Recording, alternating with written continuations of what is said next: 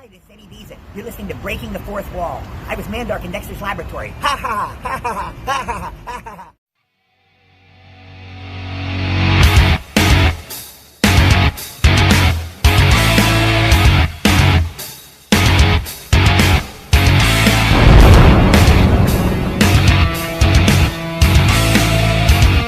You are listening to Breaking the Fourth Wall on Realm of the Mist Entertainment.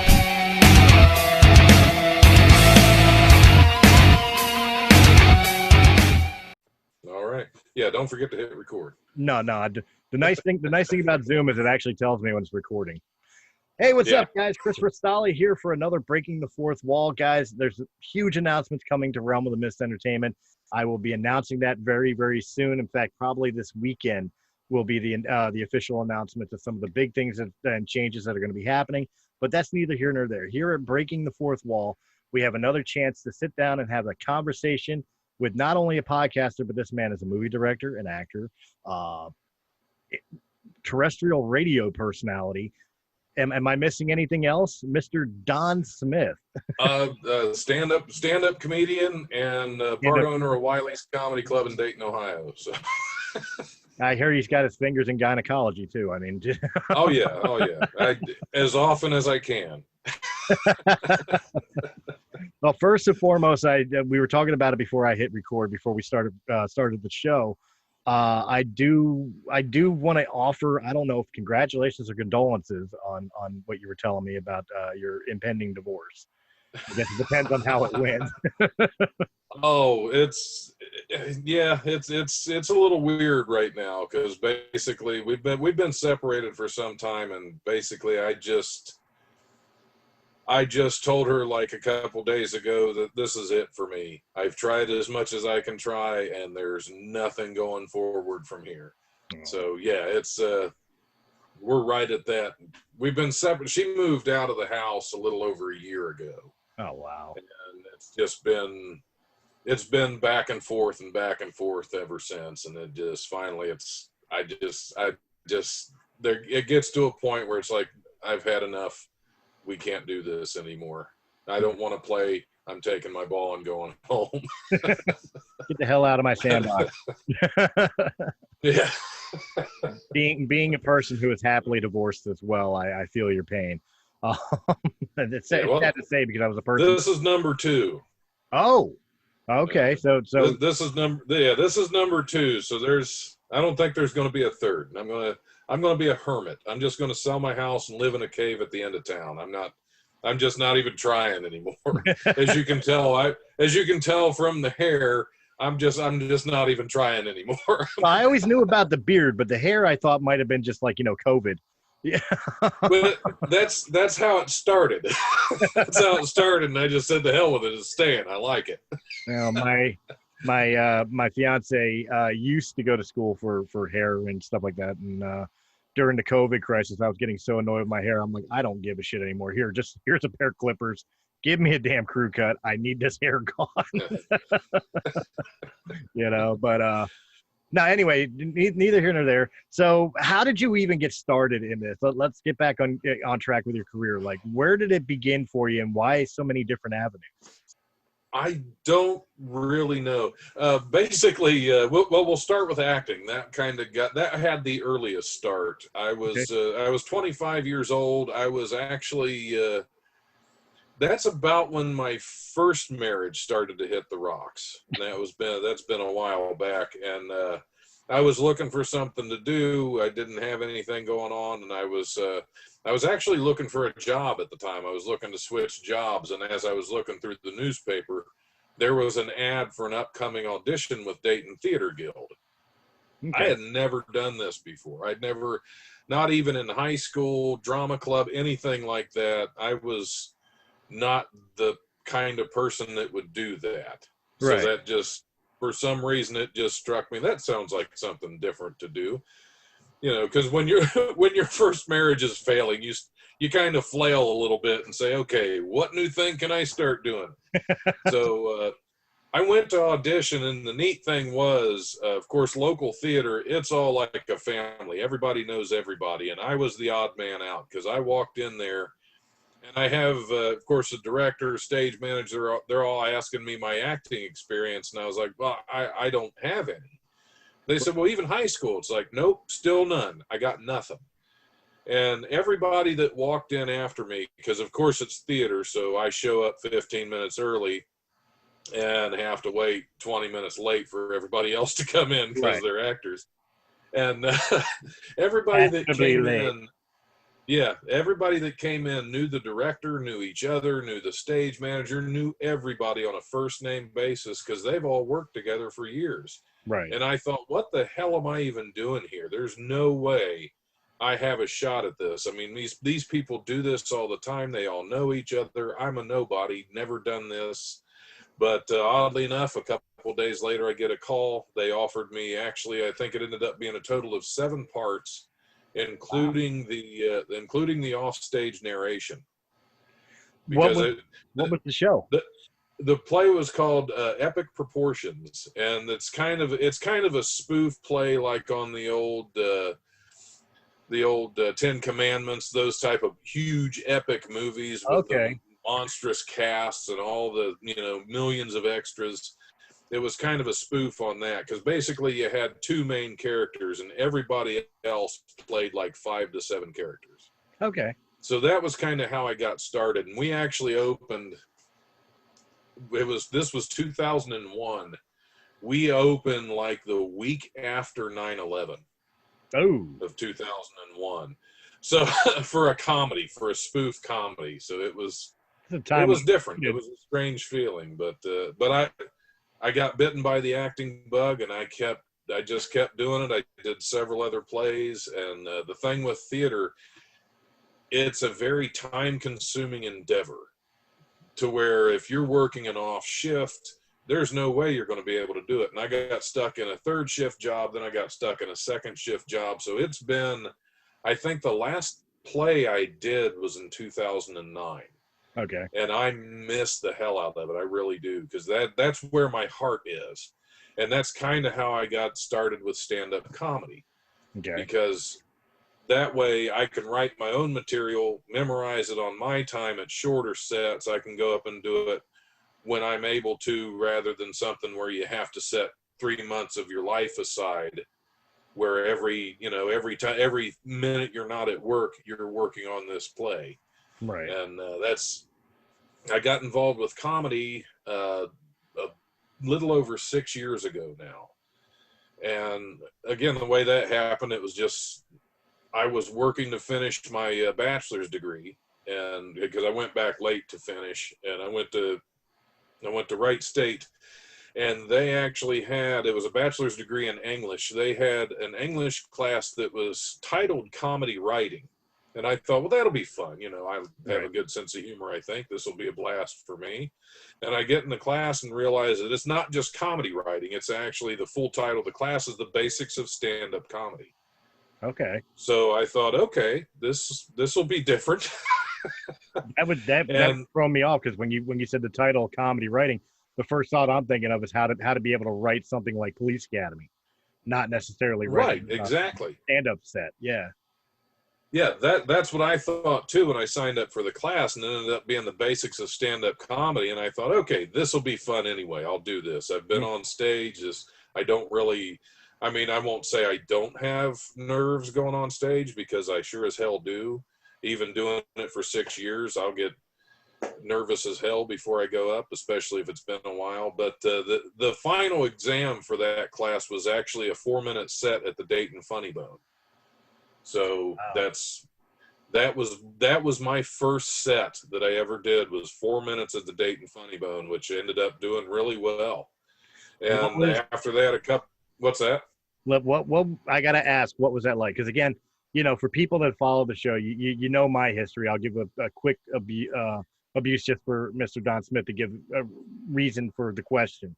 I've been in front of live crowds. I've been a musician since I was 13 years old.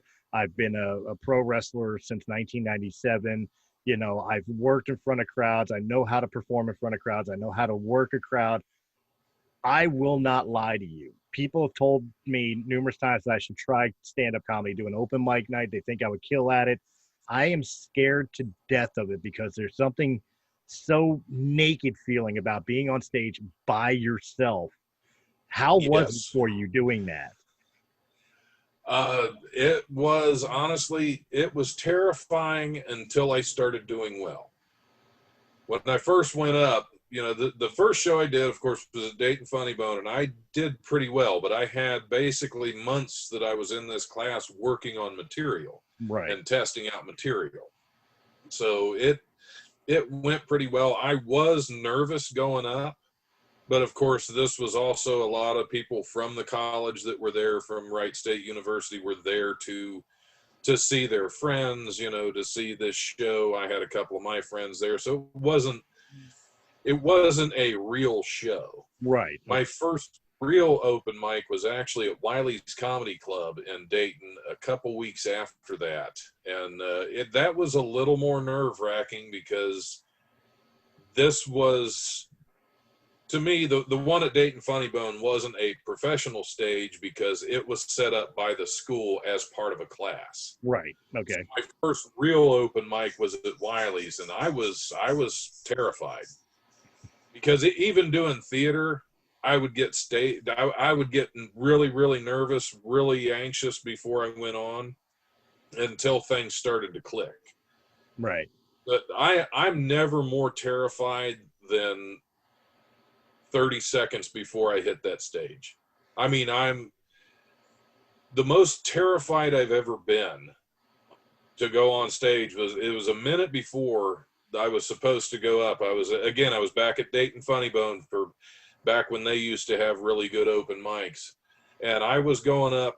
I'd been doing it for about 6 months at the time. And the advice you get from every comic is don't do all brand new material. There's an idea of hammocking new material in. You have something good on either side, and then you have the new material in the middle. So that way I didn't like that. I was getting ready to go up on stage with 100% brand new, just written, untested material. Ooh. And I was a nervous wreck because a friend of mine who had been performing for about 3 years said he was going to go up with brand new material, and when he got on stage, he chickened out and did his old tried and true stuff. Oh, So I'm already terrified because it's not a really giving crowd. I mean, they were okay, but they weren't really into anybody at that point. which is weird to me. Who goes to a comedy club not looking to laugh? Yeah, more people than you would think. But the fun thing is, I'm thinking, okay, nobody's done really spectacular. I've been doing this for 6 months. If I go up and do halfway decent, that'll be fine. At least I'm not following somebody that's killing it. Right. Because you don't want to be buried, especially when you have brand new material. Right. Because there's a good chance you're going to forget stuff. There's a good chance you're not going to do well with untested material. Well, about 2 minutes before I'm getting ready to hit the stage, the guy in front of me is up there already, and Megan, who was the manager at Dayton Funny Bone at the time, she came up to me and said, "Hey, I have a late entry. Is it okay if this guy goes up in front of you?" And I'm nervous, so I'm like, "Well, yeah, that's fine. I'm good. Send him up, because right now I'm terrified." So this guy goes up there. He's blind, and he's missing an arm. Oh. And he is hilarious. Oh, no. He is destroying this crowd. Oh, no. So I'm like, there is no way in hell I can possibly follow this guy. So that was probably the most terrified I've ever been before going on stage. I was at the point, if Megan had walked past, I would have grabbed her and said, "I can't do this right now. There's no way I can go up there. I can't. I'm out." But fortunately, she didn't come by, and I hit that stage. And to this day, that is one of the best sets I have ever had. Nice. I think having all that anxiety, all that nervous energy just pushed something extra out when I was up there.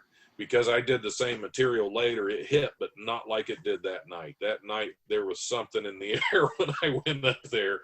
And that's that's why we keep doing it through all the really bad audiences and all the really bad shows. We keep doing it for that one little moment where it's like, everything's perfect. Well, it raises a good question. And again, with having no personal experience in stand-up comedy, I got to imagine, as nerve-wracking as it is to begin with, when you wind up in front of so many hostile crowds, how do you know it's, how do you discover the difference between the fact that it's just a hostile crowd or bad material? Like, how are you able to determine that a joke didn't hit because it wasn't a good joke, or the joke didn't hit because the crowd's crap? I try not to ever say it's a bad crowd, even if I can use material. I've been in crowds that, yes, hands down, were bad crowds. But I mean, you can turn one around if you hit the right note with them. Right. You're just going to have bad shows, and when you're starting out, you're probably going to have more bad shows than good shows. And it's just, I can't even really say what drives me to get back up on stage, other than I want to do better than I did last time. Even if I just had a great set, I want to do better next time I go up. And I mean, I'm taking a little break from it right now. I haven't been up since January, but COVID and everything, Right. kind of forced me to take a little hiatus from stand up. But what is your style? Like, a lot of people have different comedy styles. Like, you have the offensive comedians, like for sake of argument, Andrew Dice Clay, and then you got the more family oriented. I don't mean family in the sense of like they're clean and friendly, but like their comedy is usually like talking about their families, and then or stuff like that. But I'm thinking of like Jeff Foxworthy for an example. right. So you got your offensive comics, you got your blue collar comics, you got your more family oriented internal comics. Then you got your prop comics like Jeff Dunham and Carrot Top, obviously. Yeah. Who use that. What type of comic style are you up on stage? Like, what kind of stories do you like to tell? It depends. Now, I've had some great jokes that are just silly observations that I built things around. But probably the past year and a half, with everything that's been happening in my personal life, I've really tapped into a lot of that and a lot of anger. Okay. And that's another reason I kind of wanted to take a break even before COVID, is because I was getting to the point where I would get so angry and worked up on stage that it would take me hours to calm down once I got off stage. I mean, to the point where it was toxic. It felt toxic doing it. It was more ranting and raving than great comedy. Yeah. Right. But I mean, there was still good material. There was still good laughs, but there was just a lot of pain in what I was doing. Right. But I've done a little bit of everything. I've done strictly clean comedy for probably the first year and a half, 2 years that I started. I remember the first time I did a set that was somewhat dirty for me at the time. I mean, I've gotten a lot raunchier afterward, but I did a set. I was back at Wiley's, and Mike Canistero and Joanne Viscup were running the show for the open mic, and I can't even remember what the joke was, but it had something to do with sucking a dick. Yeah, okay. And I got off stage after that set, and Joanne runs up to me, because that's the first time they've ever heard me tell an off-color joke. Right. And she comes running up to me, "Did you just say suck a dick?" I was like, "Yep, yes I did, Joanne."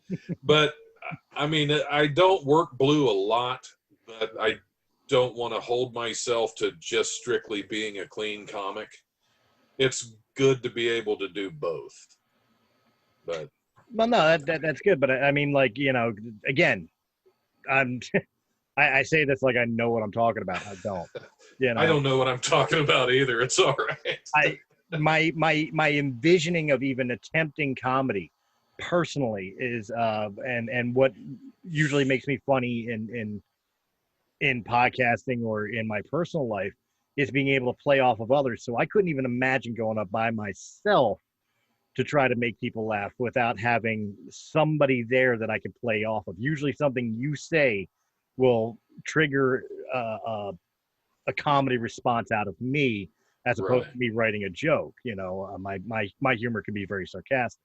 So I don't even know, like like Have you tried improv or anything like that? Because improv, I mean, that could be fun for somebody that's quick thinking like that. I mean, no, I've never tried improv unless you count podcasting. Well, yeah, that is sort of an improv, yeah. Yeah, you know, listen to our after hours show, you can see my improv skills. You know. Let's do penis cosplay with one of our guests. Yeah, we'll dress his dick up like Ronald McDonald and the balls like Fry Guys. Yeah, that's about the extent of my humor. It's very potty. You know? I never got out of third. Well, I've been in a lot of open mics and heard a lot of dick jokes, so it's a yeah.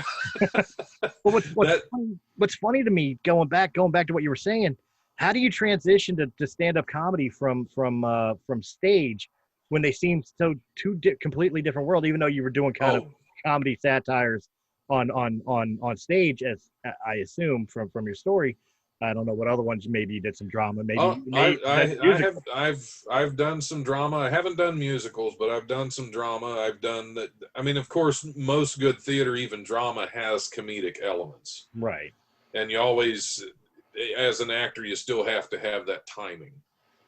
And that's, that's kind of where. I've always loved stand-up comedy, so it's always been something in the back of my mind I wanted to try. Mm. And then, of course, not being able to get up on stage to perform in theater, that kind of drove that a little bit more. And I think that's the main reason. Once I took that class, it's like, okay, I've been wanting to do this anyway.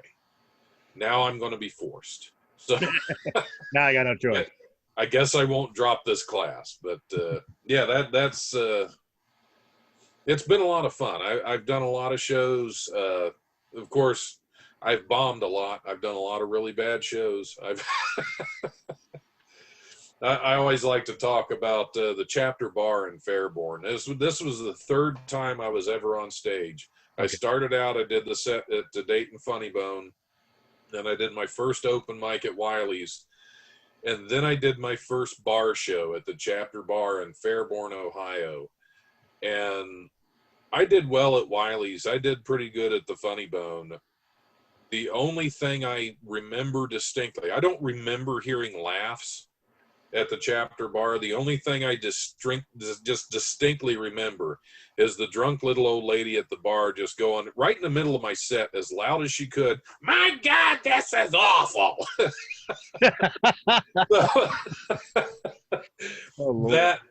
That was painful. That was a painful learning experience that I don't know if I didn't have shows already booked after that because I was so new. I don't know that I would have gone back on stage for comedy. That could have ended it right there. Wow. You hear that, Granny? You would have destroyed somebody's dream right there. Oh, yeah. I mean, because it's a painful thing. I've done theater shows that weren't well attended and they didn't get great responses, but it's nothing like when you're going up there and pouring your own material, laying your own heart out, your own personality on stage just to have it rejected that soundly.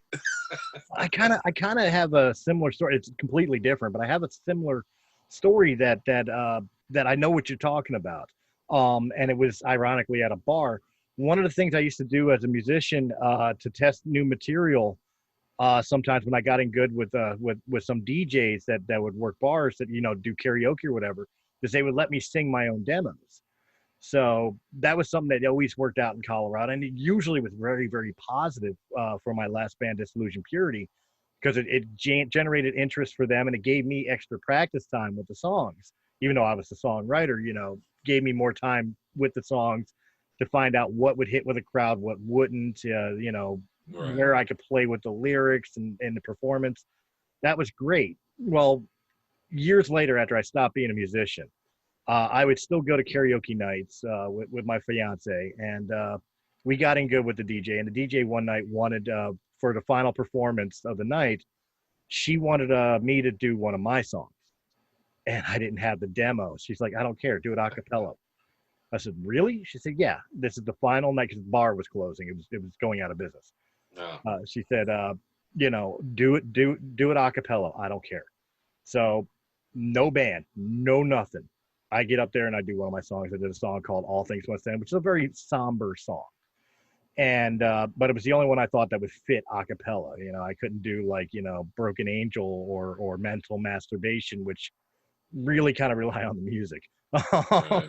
You know.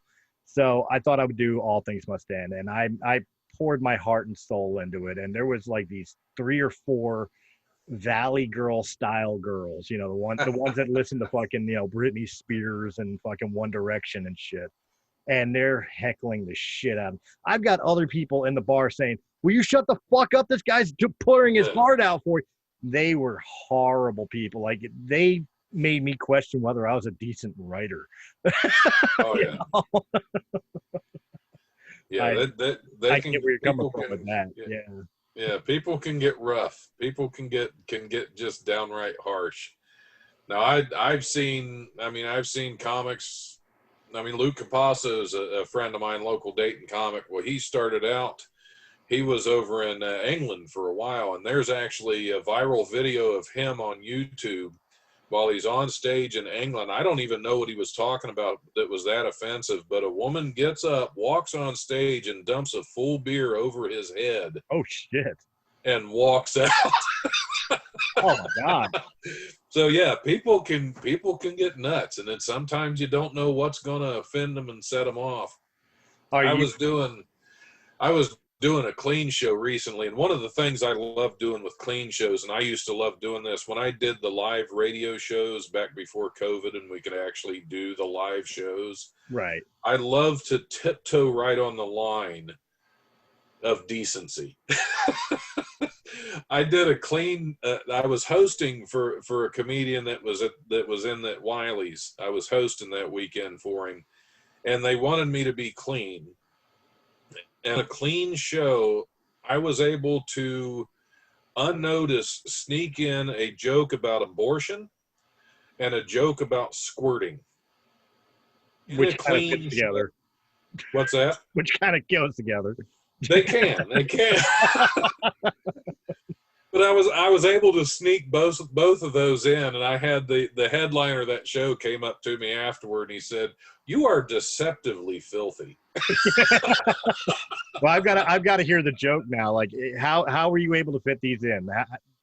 Do you remember? Well, it's been a long. I haven't been on stage in so long. I can't even remember a lot of my material. But the abortion joke, it goes along the lines where I'm talking about how dirty my house is and how poorly my wife kept house. And at one point I say, there is so much DNA in my bathroom that I won't even let my wife shower in there unless I'm sure she's up to date on her birth control. Oh, Jesus Christ. Yeah. Because, you know, the truth is we haven't been getting along too well lately, and the last thing I want is some mutant shower baby running around. And state of Ohio's got that damn what is it, that heartbeat bill? We'd have to keep the damn thing. The first time I told that joke, it was the first time that I got half of the audience groaning and the other half laughing hysterically. That was a beautiful moment. that was we were trying to see who was pro-life and who was pro-choice on that show. But yeah, that one, I was able to sneak that in, and they appreciated it. I got good laughs on that one that night. The other one. There's a comedian that reminds me very much of a comedian I absolutely love named Stephen Lynch, singer comedian. Yeah, I know. I know who. I have a couple of his albums. the song "Ugly Baby," where he does the Sid's joke on it, and the crowd's reaction. He's like, "Fuck you! It's my fucking baby." Yeah. Sudden infant death syndrome for people who don't know what SIDS is. Right. That's kind of where my mind went when you were talking about the mutant child and the that damn mutant shower baby. Yeah. Now the other one I managed to sneak in, it was I do I had a bit that was about online dating. And I had this. I was looking through, and her profile said she was an entertainer. I'm a comedian. I thought, well, we're going to match up. And then she shows up for the date in full clown makeup and costume, And I'm thinking, how desperate can I possibly be? So we end up back at her place, and I go through this whole bit with everything she's doing. And then just out of nowhere, I go, and she was a squirter too, which I mean, it was just seltzer water, and I got the bottle away from her, but I still thought it was rude. So I was able to I get that. I was able to sneak that into a clean show because it's just seltzer water. But I'll tell you what though, like that was funny. That was funny, but I'm kind of disappointed because when you said clown and went back to the room, the first thing I expected was her making balloon animals out of a condom. That I go there because that's kind of how I end that bit. I was like, she pulled her pants off like 8 more clowns came out. And I'm thinking, I'm not doing anything without protection. I don't want to catch something funny. The problem is every time I pulled out a condom, she just turned it into a balloon animal. I didn't get lucky that night, but I went home with about a dozen little ribbed rubber puppy dogs. There you go. I was gonna say they were giraffes, but I'm a white boy, and I'm full of shit. Oh, there you go. All right. So yeah, I went all over with that one, but yeah, I was able to sneak both of those in during a clean show, and I was proud of myself on those ones. That's classic right there. But I want your comedy album. All right, so now we've gone from stage to comedy, and now we transition from comedy to director. Well, we'll go with radio. I actually haven't directed. I act in a lot of movies. I've produced a few. Okay, producer. But I haven't gotten into directing yet. All right, so how do we go from live performance into film and then radio? Well, again, that's just as I'm starting back out in the comedy, and I'm starting back out and I did one film back in, I think it was 2006 was the first one I ever did. This was back when I was doing theater. Okay. That was called The Monster's Mind. It was a student film. It actually did the film festival circuit and did okay, but never really got much anywhere. And that was all stuff that got put on the back burner until I started performing comedy. When I got into comedy, I started acting back into film. I made a few connections, had a few auditions, started working with a couple local filmmakers. Henrik Kuto, I've been in a handful of his movies.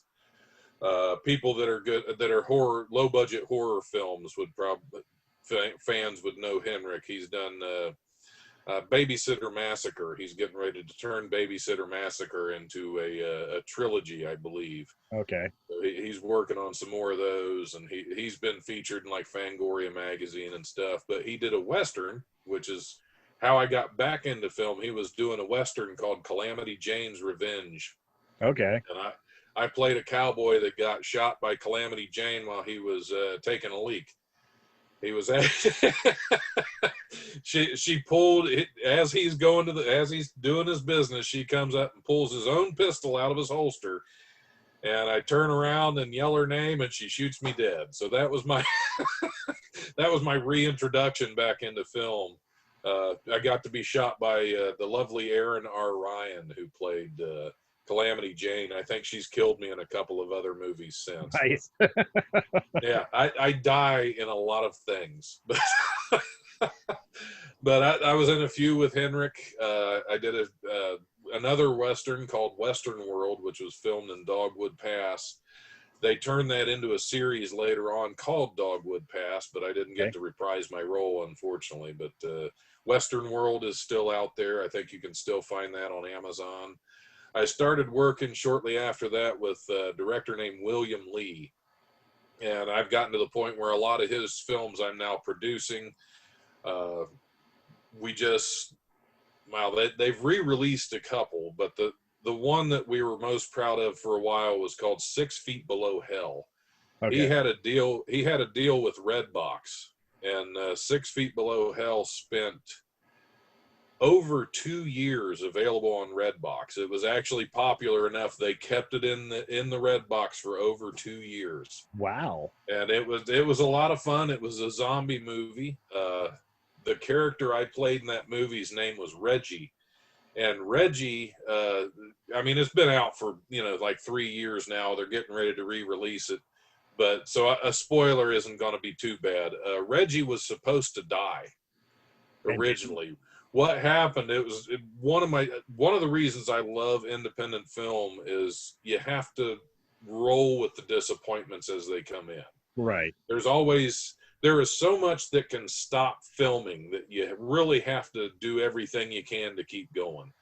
The night before we were supposed to be on set for the first weekend, my character that I was cast as wasn't due in for 3 weeks. But the night before the first day on set, the guy playing Reggie originally just decided he didn't want to do it. He was quitting. He wasn't going to be there. Wow. And Reggie's scenes were filming that next day. So of course, William, he puts a rant on Facebook about it. So I get a hold of him. I say, well, hey, go ahead and put me in as Reggie and recast my part. You have 3 weeks to do it. That way you don't have to rewrite anything, and we're good to go tomorrow.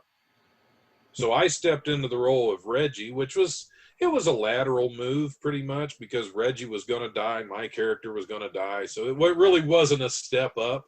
Right. Until later. What happened, we got to the set the next morning and we couldn't get in. We were locked out of the movie set that we were supposed to be on. The guy that was supposed to let us in was passed out drunk inside. That was me. So we couldn't get into film. So we're scrambling. About 2 hours later, we find a new location and we move everybody to this new location. Well, we get there, and the problem is Reggie's scenes were kind of dependent on being at that other location. So we had to ad-lib. My entire first 2 scenes as Reggie was 100% unscripted. Okay. And there really wasn't a whole lot of, this is who we want Reggie to be. From what my take on what I saw of the script was, he was a little bit slow kind of country boy. Okay. I played that up to Reggie was really out there, and he was demented and twisted, as well as being a slow country boy. So I really went all. We were looking around because the first scene that I'm in, I have to come in and I have to disable 3 armed assailants that have my daddy tied to a chair. And we're looking around, and he's got all these guns and knives, all these weapons that he brought on the set. Well, we're filming in somebody's house, and they just happen to have a croquet mallet. Oh, jeez. Sitting right there. So I'm like, I found my weapon.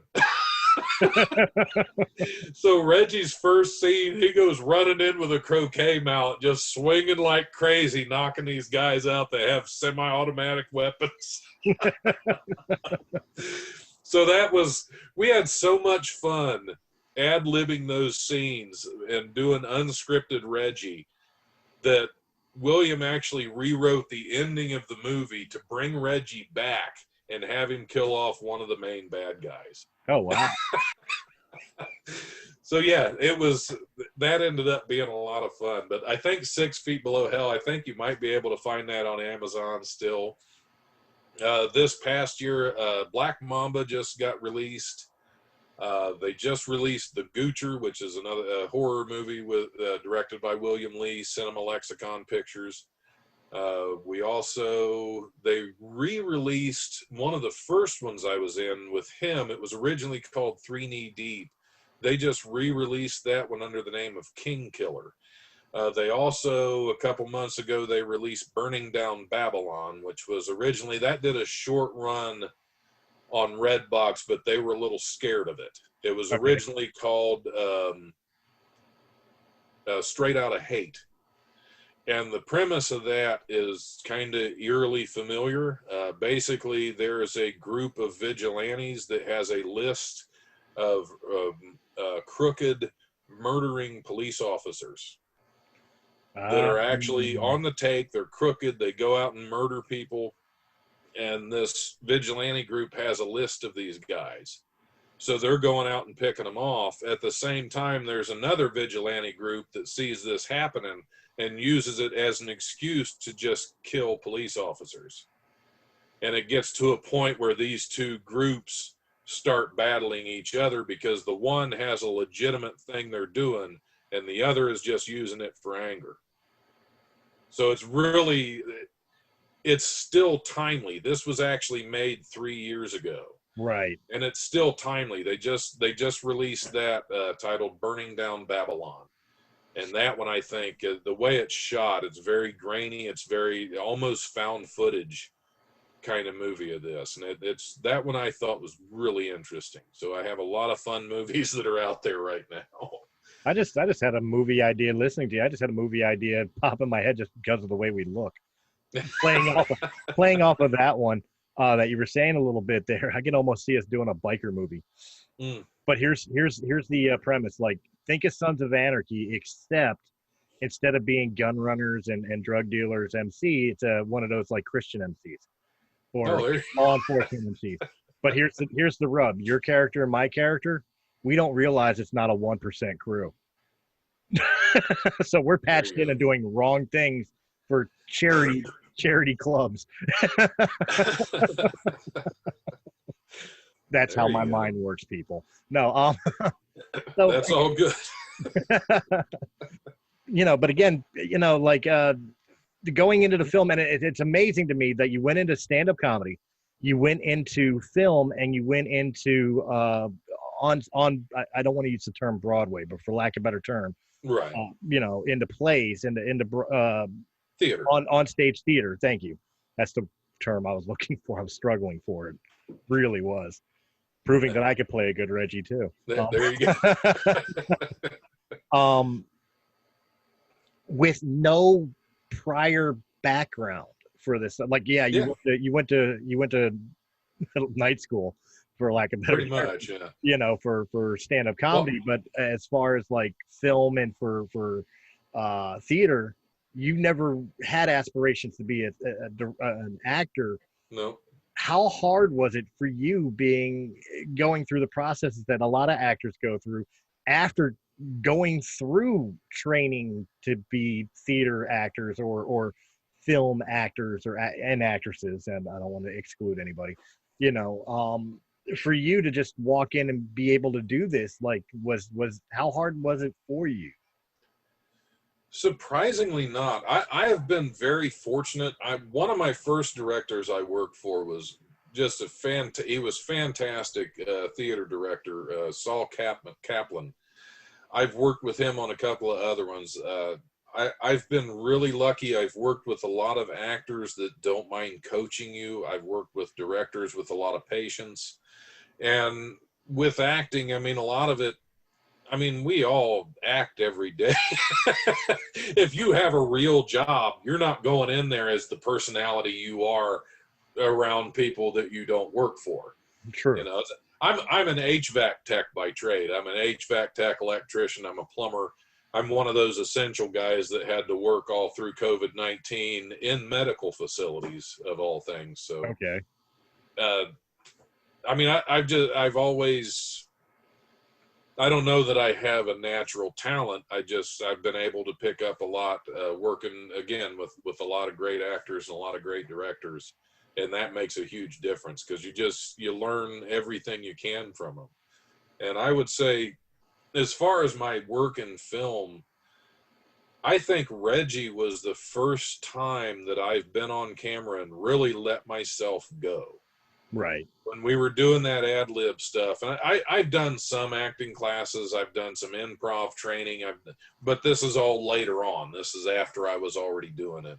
Right. But Reggie, for some reason, I was comfortable on camera that day.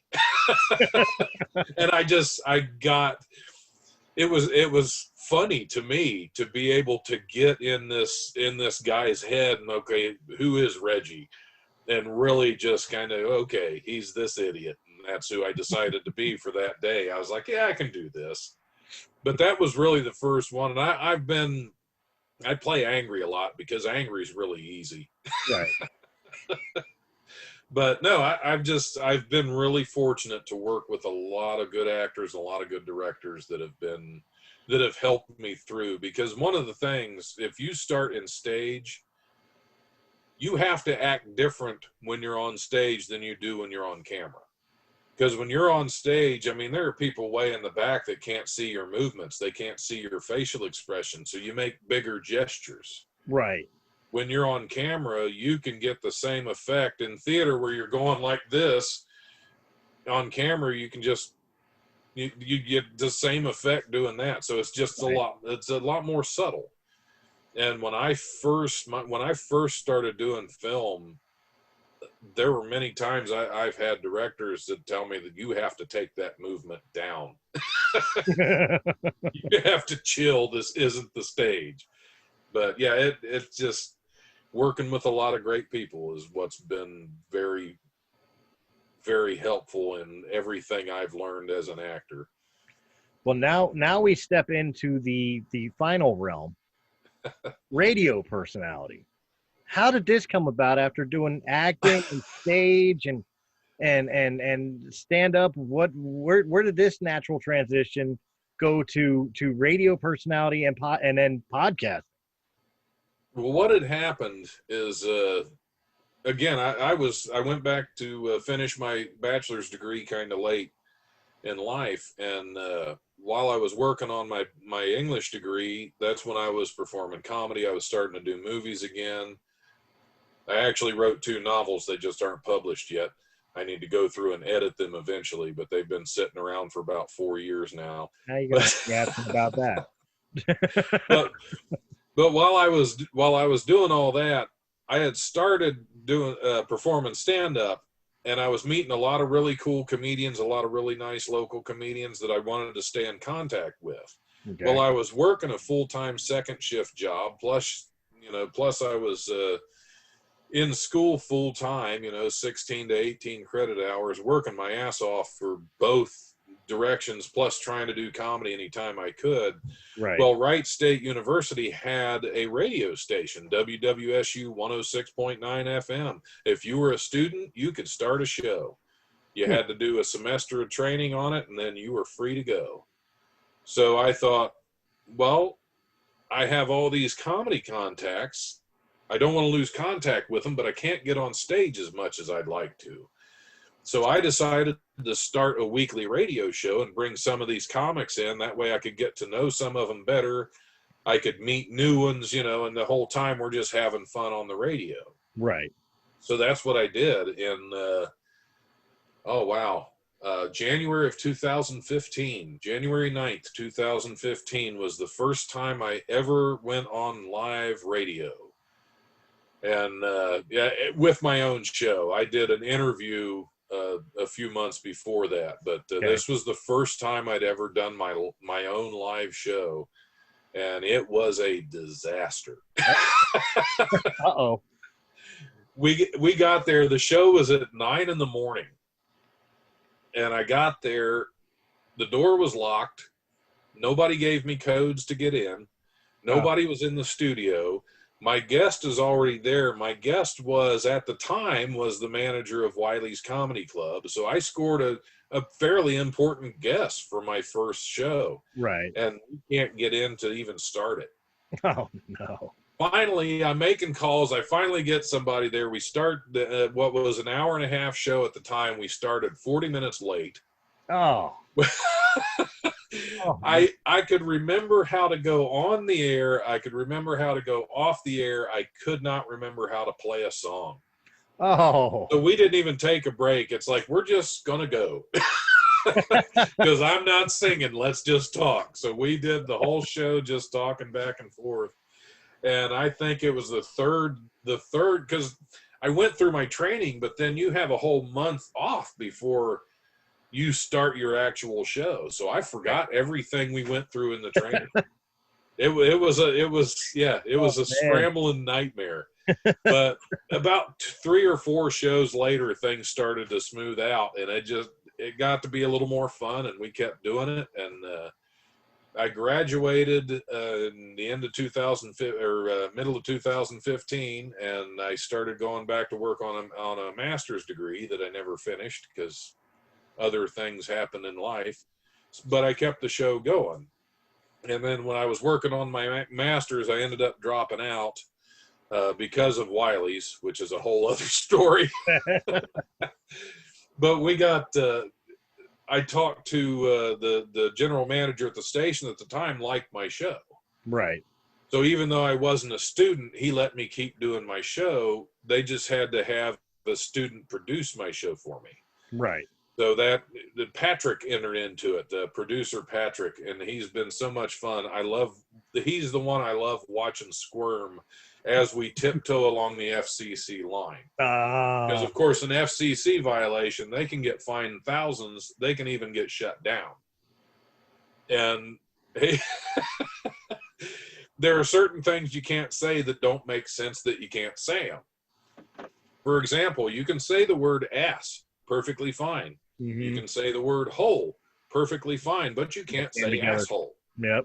Can't put them together. So 2 of my guests and I, while Patrick's in the studio, who's our producer, we're having a discussion on how many words have to fall between ass and hole before you can't say it anymore. And I looked over at Patrick. I said, can I end a sentence with one and start a sentence with the next? Can I say, I'd better get off my ass? Whole Foods closes in a few minutes? Because technically it's a different thought. It's not the same, so we love to really screw with him like that and just keep him going. That's a lot of my fun of doing a live show. Did Steve Joyner ever tell you the story of how I launched After Hours? Because it's funny you mentioned this. After the show, I've got to send you the link. I think he's mentioned something about that. I can't remember exactly what it is.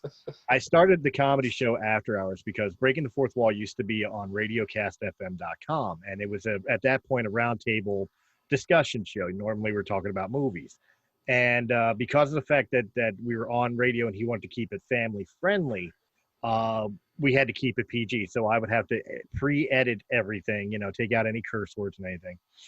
One particular episode I sent him, we went off, and I think it was because we were discussing the 2016 Ghostbusters movie, which you can imagine how badly we were going off. I have not watched it. three quarters of the show was edited. Beep beep beep beep beep beep. Probably more beeps than words. Wow. Well, they aired the show, and I guess I missed a word. I missed the word twat. I could say it. It's the word twat I missed. And some Karen called the station, flipping shit. I had to give a public apology for offending her. Yes, on air. Wow. I had to give a public apology. So I sat down with a meeting with the other members of Breaking the Fourth Wall over Skype, and we got it in our head to record the meeting. And the meeting preceded me telling them that I had to give the public apology and we have to be more careful and blah, blah, blah. Which led to, do we even want to stay with RadioCast? Fuck this. We want to go do our own thing. Right. That led to, well, let's look up what words we can't say by the FCC. Because we knew the 7 deadly words from Carlin, but we didn't know the rest of them. We found out there was like 46 words you can't say. So we read all of them.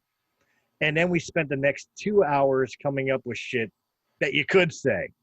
It was really close. Oh, yeah, purple helmeted yogurt slinger, muff dog, oh yeah, stuff like that. And I got dared by one of my former members who turned around, you don't have the balls to release that. I said, oh, yeah, I'll release it and I'll call it fucking After Hours because it's after the show. I released it called Fuck the FCC, and it wound up being one of our more popular episodes. That's fantastic. Yeah, I've done a lot of stuff similar to that. I pitted 2 guest co-hosts together, and there's a reason I have guest co-hosts and not permanent co-hosts. But Scotty Mays and Autumn Hatcher have been 2 of my favorite guest co-hosts. I have a lot of favorites. I have some wonderful guest co-hosts in. But those two, Scotty did a show once. Well, we do a live video feed when we're live in the studio. So Scotty's a very, very well-built young man, very muscular. He works out a lot. Well, he did a show with his shirt off in the studio. And I got a message from Autumn in the middle of his show that if Scotty's going to do a show like that, she needs to up her game when she comes on to co-host. Which my response was, you absolutely do. Please tell me she showed up and did his show topless. No, I couldn't get her to do that. But what I ended up doing is I pitted the two of them against each other. It was a guest co-host showdown, and they were competing for a trophy. I actually have, if you want to see the trophy, I have some in the other room because I ordered a couple of them because I thought it might be a fun thing to do to pit co-hosts together every now and then.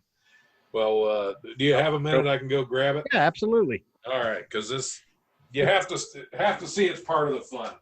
It is part of the fun. Now I want to be a co-host. I want to win a trophy. I came from the generation that didn't get one for just participating, so I want a trophy. Right. This is the Life Radio Show's golden cock. Nice. It's a little cock. It is. Well, that's the funny thing. When I took pictures of it before the show to entice these two and tell them what they were competing against, there was nothing in the background, so they thought it was bigger than it was. And I told them, I said, with all cock pics, it's all about the right angle. You shot that like it was going up on a sex website. Exactly. Well, all through the show, I keep referring to giving away my cock. And which one of these two is going to walk out of here cock in hand, and I'm doing this whole thing throughout the show. Now, the fun thing is I had a call-in guest who was a model from New York, a fashion model and a runway model from New York City, Dawn Maltriff. I know her. On the show. Yeah, Dawn is such a sweetheart. She is. She did not know that this was the trophy. So this whole time I'm talking about my cock, and she really and she was too sweet and polite to say anything. Well, after she gets off the phone with us, she starts watching the live video and she sees a glimpse of it and finally realizes what we were talking about, and she's like, phew. She just thought I was the filthiest person that would ever have a radio show. Nice. That's when you turn around and say, no. The winner gets the trophy. The loser gets my cock. Right. That was a super fun show. But that's the stuff. I like to do that on live radio because it to me, it's all about the game of tiptoeing right along that line without actually going over. I love doing that. That's kind of a Howard Stern move, though, isn't it? I mean, back in his earlier days when he was doing like the, for people who've ever seen the Private Parts movie, the Pussy Willow. Yeah. That was a fun movie, by the way. That was. But I mean, the way I got the podcast started is I didn't intend to do one. I like doing the live show, and I really didn't plan on doing a podcast. Right. That's why the podcast started 2 years after the live radio show. Well, the first year I was doing the radio show, there was a podcaster that I interviewed on the show in the studio that we really hit it off. I mean, we got along great. We had a blast together. And he came up with the idea. He's like, well, hey, if you make me your permanent co-host, I'll take your show and I'll put it out as content on my podcast, because he was starting up a podcast. Right. So I thought, well, great. I don't want to do the work of having a podcast. I'm just having fun doing the live show. If you want to put it out there, fantastic. That lasted about 8 or 9 months before a lot of things started to happen. Things started being said. I would let him book guests on the show. He started booking guests that would come on to my show and have no idea who I was, or that it was even my show, and they were doing his show, and I was some weird guy they didn't expect. And it's like, what the hell is going on, you know? Isn't And that great? I don't have that big of an ego, but it was my show. Isn't it great to feel like the dude at 3:00 in the morning in Denny's in the corner licking pennies and shit? Right. Yeah, on your own show. But you know, some Don't things mind happen. me. We kind of had a falling out, and that's when I decided I wouldn't have another regular guest co-host. Regular co-host. I would just do guest co-hosts. And until I did later on have a fairly regular guest co-host that would come on about every other week, and that led to marital problems. Oh, so we won't go into that. How cute is she? It's Jake from State Farm. yeah, it wasn't Jake from State Farm. Now hideous. It was a pretty blonde ukulele player and comedic singer. So yeah, it was. And when can I book her on my show? No. I'm sure I can talk to her, get her. I'm sure I can whip up a cock statue too. Well, what had happened after I had that falling out with that podcaster, I went back to just doing the live show. Right. Well, I would have guests come on that were expecting this to be out on a podcast because it had been for the past, 8-9 months. Right. So finally I told myself I'm going to start recording them. I'm going to do minimal editing. I'm just going to put something out there. The first show I ever did was 2 hours long, and I tried to edit it and make it really nice. 8 hours later, I wasn't 15 minutes into this damn thing, and I thought, there is no way in hell I'm going to be able to do this. So I would record a show. I'd cut I had a radio intro separate from my podcast intro, radio outro separate from my podcast outro, and then I'd stick a song in the middle, and that's all I do for editing. Cut the end off, cut the beginning off, put a song in the middle. We're good. There you go. Yeah, pretty much how I do it. Yeah. If you try to make everything sound perfect, you will drive yourself insane. Mm-hmm. Especially because I'm putting out 3 new episodes a week, plus I'm going back and re-editing and re-putting out an old show from 3.5 years ago for a Throwback Thursday, just to put more out there. So I have shows going out 4 days a week. Right. If I tried to, with working full time plus running a comedy club plus everything else, if I tried to edit everything and perfect it, I'd be insane. I know appearance wise, I already am. But no, I would actually be totally out of my mind if I tried. Well, now you segue into yet another situation. Like obviously the podcasting and everything else, but you segued into another one. You wound up full circling in the stand-up community to not only doing stand-up, but owning your own club. Yes.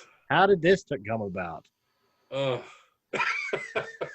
I booked Karen Jaffe's a local comedian that runs Wiley's Sunday Comics. She runs the local open mic that's at Wiley's, right? Which is one of the best open mic in this area. It is it's a fantastic show. I'm not just saying that because I own the club. It is a wonderful show. We get great crowds in there to see an open mic, which is rare, but it really is a wonderful show to do. But I booked Karen on the show, and a couple days before, the club had just changed ownership. Okay. And I had booked Karen on the show. Well, a couple days before, she had to cancel. But rather than leave me high and dry without a guest, she decided to get a hold of the new owner of Wiley's and have him come on my radio show instead. So I'm like, well, yeah, absolutely. Right. Now, the cool thing is I was actually banned from Wiley's at the time. Uh-oh. By previous owners. So yes, listed, right? I now own the club that I was once banned from performing in, which is fun just to say. But children, that is the absolute definition of the word irony. But I won't talk about the banning because that's, water under the bridge. But the new owner came on to my show. I won't say his name because even at the club, his name is He Who Shall Not Be Named. Oh. But he was the owner, and he came on, and we had fun. And he ended up we decided to have him on the radio show once a month to promote the club. And of course, the ban was lifted. I could perform there again. But several months into this, we became fairly good friends. Well, there were some money issues at the club, and they kind of needed an influx of cash. And he decided to sell me.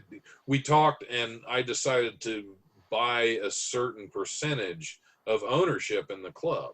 Okay. And it was not a month after that happened that we found out that he was doing some things with our money at the club that he should not have been doing. He was doing a lot of things that he should not have been doing. So he wasn't the only owner. He had two business partners that let me be the fourth business partner. Well, I got together with the other two, and we ended up getting him out of the picture because of activity that we probably could have pursued legally. Right. And the problem is both of the other two partners, one lives in Maryland, one lives in Florida. I'm the only one that lives in the state of Ohio. So much of that responsibility of everything at the club ended up falling on my shoulders. And I said, well, I own a comedy club. And I dove right into it. So, yeah. So that happened. It's been almost 3 years ago. It'll be 3 years this September. So almost 3 years I've been part owner of Wiley's. And, oh, wow. I love the place to death. It has taken a toll on me personally. That also, I mean, as busy as I've been with that club, because it got to a point where I was gone from my house from 6 a.m. to my regular job through the week. And usually between the radio show and comedy shows through the week and stuff at the club I had to do, I wouldn't get home till 11 o'clock at night. And I'm married. Right. That's not sitting well because I'm gone all the time. Even weekends, I'd go out and film on a Saturday morning. I'd be on the set at 7 o'clock. Right. Well, by the time I'm done on set, it's 6 o'clock. It's time for the evening shows to start at the club. And they didn't finish till 11:30 on Saturday. So I was gone on Saturday from 6 a.m. till 12:30 Sunday morning. So, I mean, it was constant. It was constant. That's another reason I'm taking a break from comedy. I'm actually, Wiley's is blessed to have a general manager that works her ass off. I appreciate her. So Erica is a wonderful human being. I appreciate her so much because I've been backing off a little bit because it got to be too much. And of course, with COVID-19, we shut down for 3 months. Right. And the minute that I talked to the partners and we decided on a date to reopen, I started having panic attacks. Oh, man. Just from the stress of everything that, because I had 3 months where I didn't have to worry about it. Right. It was blissful. By the way, Erica, I'm going to make sure that he sends me a link to your Facebook account so you get a copy of this episode. And I'm saying it for you right now. He appreciates you. He appreciates you a lot. That means a raise. If we could, absolutely. No, she does so much for the club that is just I can't even believe how much she does for that club. I stopped in today just to change the marquee, and right. She's in there cleaning on a Wednesday evening. So dedication. Yeah, she does so much for us that I wish we could pay her a full-time salary, and I wish we could pay her more than I make in my real job. I mean, she deserves it. Right. but Well, there's only so much we can do. that was where I was going to ask next, not to step into your personal finances or whatever, but with the DJ work, the acting work, the running a club, I'm surprised you still hold down a 9 to 5. I have to, because nothing else pays. Sure. Of course, the radio show, I'm still doing most of that for free. I did pick up a sponsor for the podcast recently, which is nice. The acting, the film, I get paid for most of those, but it's not a lot because it's indie film. It's a very low budget, micro budget indie film. The club, it makes enough money to stay open. I can't pull a salary from that because it's just not there to pull. But yeah, it's a whole lot of work, and most of it has to be a labor of love because it just doesn't pay to be anything else. Now, see, you're gonna make me feel terrible about asking you to be on Fourth Wall when it does its transition. Great, another thing to do. That's right. Fourth Wall, wrecking marriages. Yeah, there you go. Well, this one's wrecked, so we're good. Like I said, I've already decided I'm spending the rest of my life single. I may not live in a cave at the edge of town, but I'll definitely chase people off my lawn here. So there you go. I'll get you the dirty robe. In fact, I got one here. I'll give you the robe. There you go. Just sit tighty whities in the robe, with the slippers on. What more do you need? So what is the future plan from this going forward? I wish I knew. I'm at the point where I just can't wait for all of this garbage that we're in now to go away, right? So that we can get back to doing what we love to do. Because I don't know really what any of this holds right now. I love performing comedy. I love Wiley's. I love acting. I love film. I love theater. I love the radio show most of the time. I love the podcast some of the time. No, somebody asked me this a while back on an interview I did, and my answer's still the same. If I wake up 5 years from now and I'm able to still be doing all the things I'm doing now, that's a win. That's a win for me. I love so much of the stuff I'm doing. It would be great to be able to quit my maintenance job and make money doing the things I love. It's probably not in the cards in the near future, but who knows? Something could happen. Something could break. All it takes is one role to send you off on a wild, crazy quest into the blue yonder and stardom and fame and money and.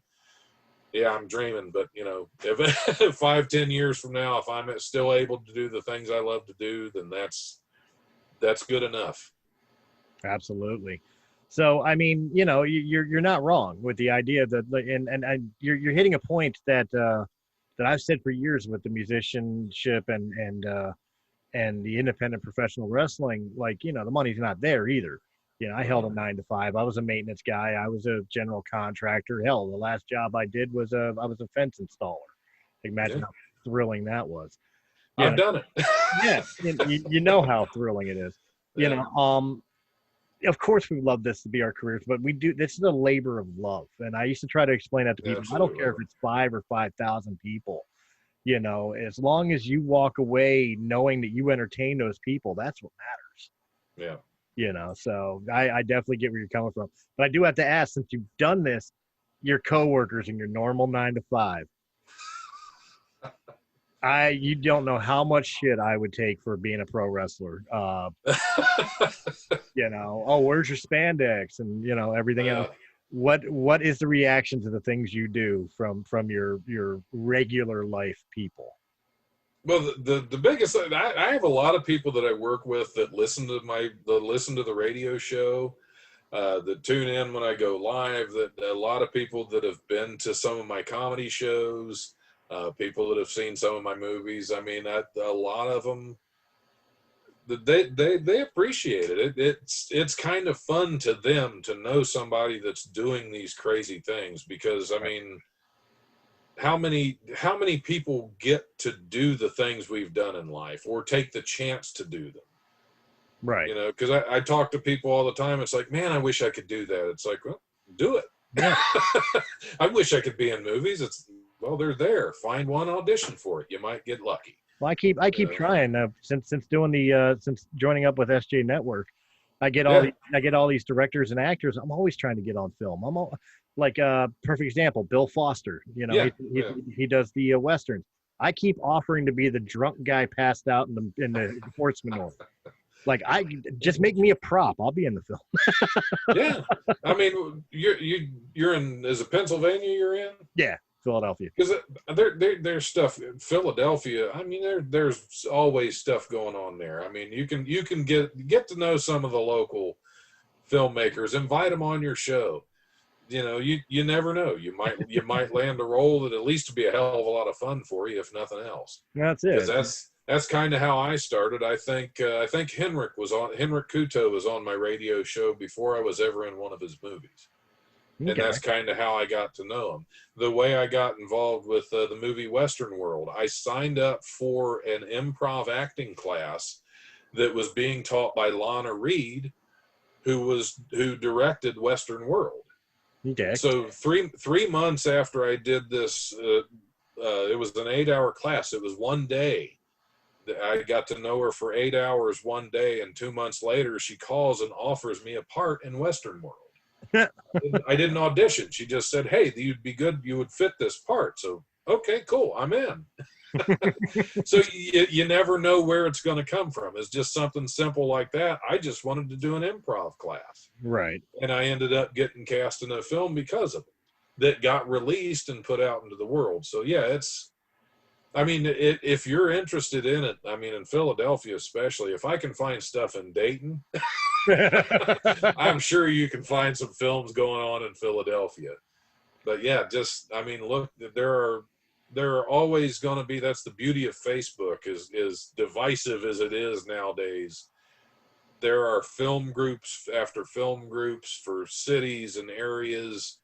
I'm in Dayton Filmmakers Group. I'm in Southern Ohio Filmmakers, Mid Ohio Filmmakers. There's probably 20 different filmmaking groups that you can just join on Facebook in your area, where you can find out about just people that want to be interviewed. I got to know a lot of directors just by putting a notice out on one of those Facebook pages. Hey, I'm looking for people to interview for my radio show if anybody's interested. You'll get some quacks, but you'll get some good directors. You'll get people that have material out there. Nice. And a lot of it is just networking. That's awesome. Well, speaking of networking, let's go ahead and take this moment now to stop worrying about my dreams of future stardom as the guy's sleeping anymore, and talk more about where people can find you achieving your dreams. Oh, I don't know how much is achieving, but you know, it's stuff that's out there. But I mean, I always post stuff as far as the radio show, the podcast. I'm always posting that. You can look me up, the Life 1069 on Facebook, the Life 1069 on Instagram. Facebook, I have Don Smith Comedy page. I'm Don Smith Comedy on Twitter.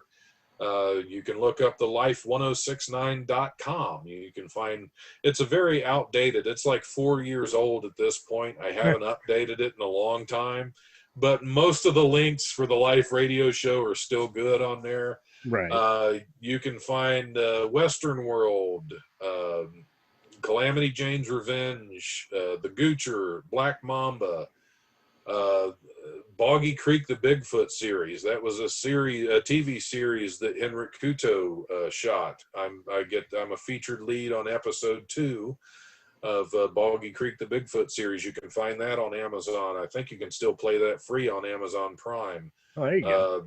There so many of them out there right now. I've been doing some voiceover work lately. I have in fact, I have to, when I get done here, I'll probably do it tomorrow, but I have to do some pickup lines for a children's book, a children's audio book that I voiced. That's right, folks. For people here on YouTube, watching this video right now, I want you to realize that audiobook, children's audiobook, this is the gentleman that you hear. Yeah, I'm talking to your kids. I'm in their heads now. You do look like the pokey little puppy to me. I mean, but no, you can find this stuff all over. I have a YouTube channel. I don't put a whole lot out on. I do every now and then, but in a couple weeks I'm going to be interviewed by Andrew Mitakaitis on DATV's Gem City Tonight TV show. That's going to be fun. I was his first guest ever. I don't know if did I say this already? I don't know. I think We've you did. talked about so much tonight. Way it goes. But yeah, there's a lot of different places I can be found. Usually where I'm supposed to be. But and of course, you can find him on the SJ Network. Yes. And you'll find him right here on Breaking the Fourth Wall. Not just in this interview, but like I said, there's major announcements coming up by the weekend. So I'm kind of giving a little bit of a spoiler, but I'm pretty sure you're going to be seeing him appearing a little more often. Not all the time, because you can see how busy he is.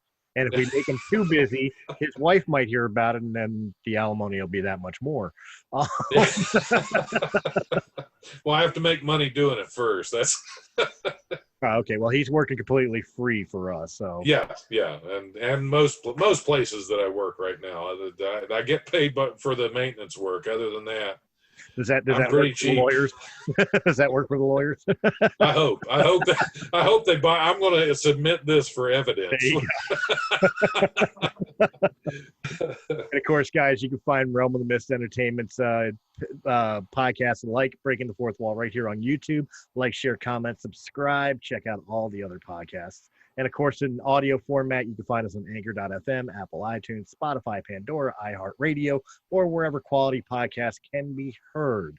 Until then, I want to thank my guest, Mr. Don Smith. Thank you so much for coming on. This was fun. It's been a blast. It's been a blast. Thanks for having me, man. Oh, absolutely. And guys, I will catch you on the next Breaking the Fourth Wall. Have a good night. Hey guys, it's Chris from Realm of the Mist Entertainment. If you enjoyed this video, please hit that thumbs up button. Like, share, comment, subscribe. Check out all the other great podcasts that can be found on Realm of the Mist Entertainment's YouTube channel or our sister channel, Sounds Dicey Gaming, for all your tabletop needs. And if you prefer your podcast in audio-only format, check out Realm of the Mist Entertainment on Anchor.fm, Apple iTunes, Spotify, Pandora, or wherever quality podcasts can be heard. To our Patreon supporters, we thank you very, very much. And if you're interested in being a Patreon supporter, please go over to patreon.com/Realm of the Mist, and just $1 a month gives you exclusive content and helps our channel out greatly. Guys, again, thank you very much for joining us, and we will see you on the next episode.